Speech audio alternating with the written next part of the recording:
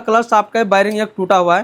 सो hello guys, मैं Chotu bike पेन Khajuli showroom मेरे पास TVS Apache RTR 160 BS6 bike. और बाइक के अंदर प्रॉब्लम यह है कि ऐसा प्रॉब्लम है कि बाइक ना हुआ टेस्ट बुक कर रहा है, ना ही बाइक धुआं दे रहा है, ना ही बाइक के इंजन से कोई साउंड आ रहा है। लेकिन चलते चलते इस बाइक का जो कस्टमर इस तरह से बाइक को ड्राइव किया है कि बाइक के क्लच बॉक्स का बैंड बजा दिया है।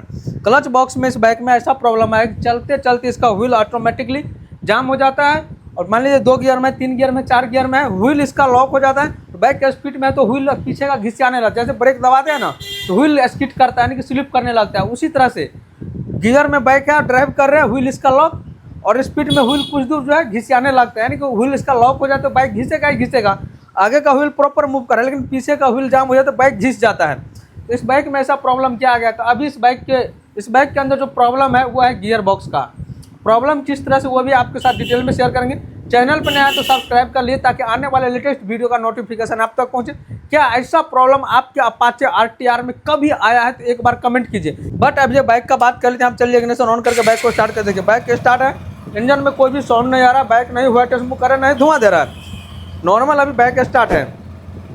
अभी मैं आप लोग को इसका प्रॉब्लम दिखा रहा हूँ। इस प्रॉब्लम का सोल्यूशन क्या है, क्या इस बाइक का फुल इंजन का काम होगा, नॉर्मल बाइक का गियर बॉक्स ओपन होगा, डिटेल में आप लोग के साथ शेयर करेंगे। नॉर्मल हम न्यूट्रल है बाइक, कोई गियर डाल दे देखिए, बाइक इंजन जाम बंद, क्लच इसका हार्ड हो गया, इंजन इसका जाम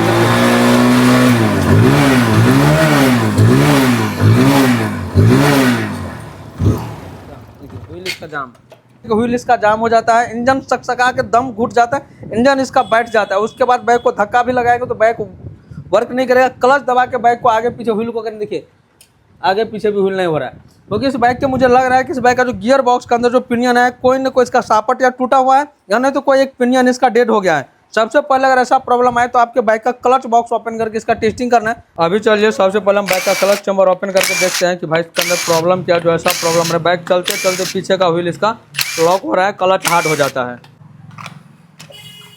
नया क्लच प्लेट डाला और बाइक 2 रोज भी नहीं चला, और क्लच प्लेट का कंडीशन देखिए, घिस करके इंजन चैम्बर में इसका जम गया है। देखिए क्लच का कंडीशन, क्लच प्लेट एक एक करके टूट गया। टूटने का रीज़न है कि भाई चलते चलते इसका व्हील लॉक हो जाता है। इसी की वजह से बाइक जो है क्लच में जैसे जैसे कस्टमर धक्का डाल के आया है हमारे शॉप तक। अभी चलिए इसका क्लच असेंबली हम खोल के निकालते हैं बाहर। क्लच प्लेट तो देख रहे हैं आप, इंजन ऑयल का कलर से भी पता चल रहा है कि भाई इंजन का क्या बैंड बजा पड़ा है।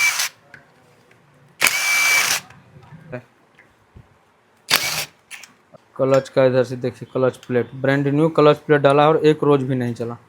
क्लच प्लेट तो वैसे लगा हुआ है आफ्टर मार्केट का लोकल ही, लेकिन भाई ये लोकल भी लगाया तो 1 रोज भी चलना चाहिए। क्लच प्लेट कैसे चलेगा जब भाई प्रॉब्लम है इंजन के अंदर। और ये देखिए सापट में फ्री प्ले, इसका बैरिंग शायद मुझे लग रहा है टूट गया है। ये देखिए देखिए क्लच शाफ्ट इसका डैमेज,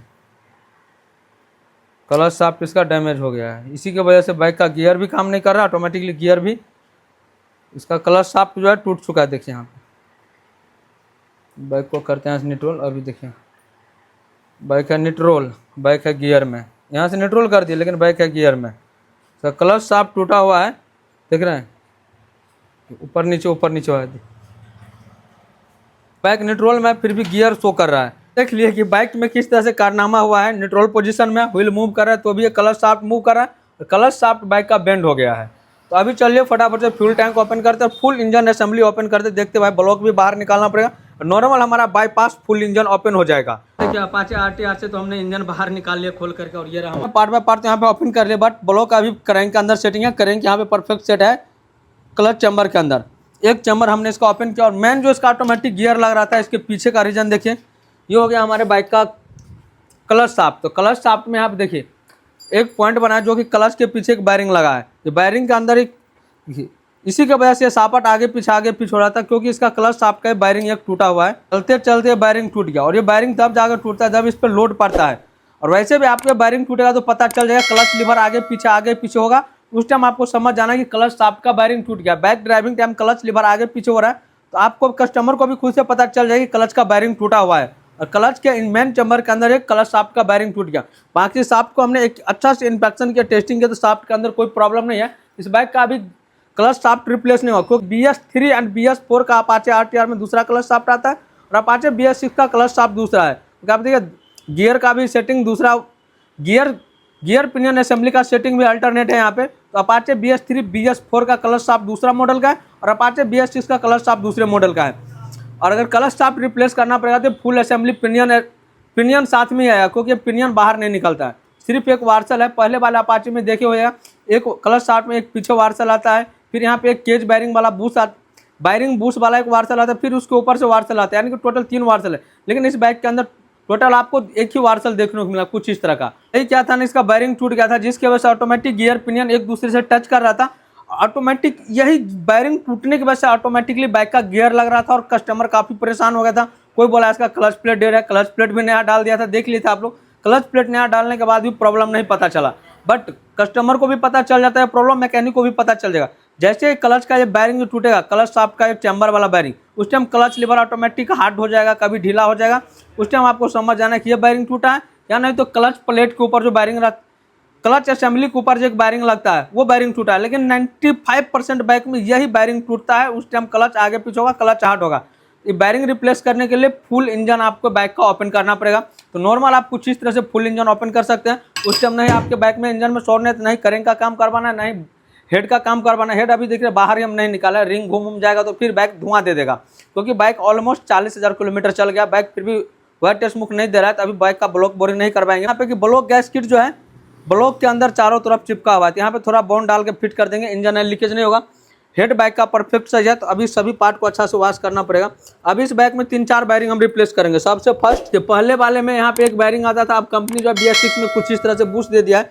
ये बैरिंग यहाँ पे आएगा, इसके अंदर ये बूस्ट आएगा, बूस्ट और बैरिंग को हम बाहर निकालें। तो अभी इस बाइक में एक ये बैरिंग नया डालेंगे जो क्लच का मेन शाफ्ट का बैरिंग है।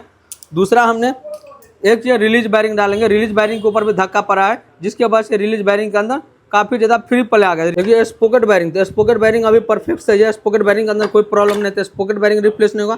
दूसरा ये क्लच बैरिंग रिप्लेस होगा। क्लच बैरिंग का प्राइस क्या है, पार्ट नंबर क्या है, बैरिंग नंबर क्या है, ये जो केज बैरिंग है इसका प्राइस क्या है, पार्ट नंबर क्या है, अपाचे RTR का।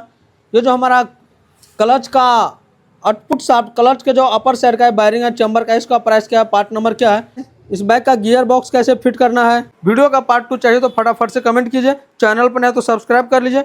मिलते हैं फिर से हम आप लोगों के साथ वीडियो के पार्ट 2 में। Thanks for watching, take care.